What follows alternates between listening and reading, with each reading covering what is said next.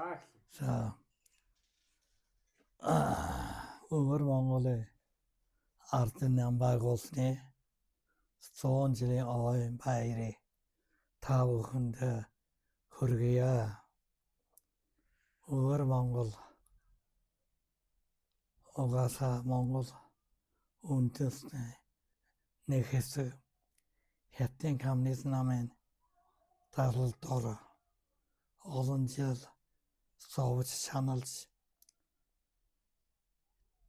аймаглан устгал аюулд нэрвэгдэж ирсэн юм аа. Тэгтээ өвөр монголчууд бид чадлын хэрээр тэмцэж өөрийнхөө эрх мэдэл тусгаар тогтноо олохын төлөө явж ирсэн юм аа. Түүний дотор миний бие бас чадлын хэрээр өөрийнхөө хувь нэмрээ оруулсанд баяртай байна. Та бүхэнд уламжлал зоригтой, итгэлтэй тэнцээрээ удахгүй ирээдүйд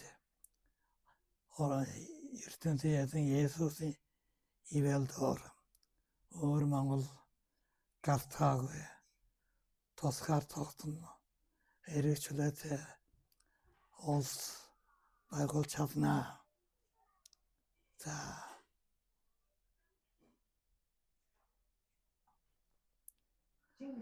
За Чингисийн үрсад сорогч Монгол өрс хөвд залуучууд маань эрслэн босож үрд мөнх Батарам мандатгүй.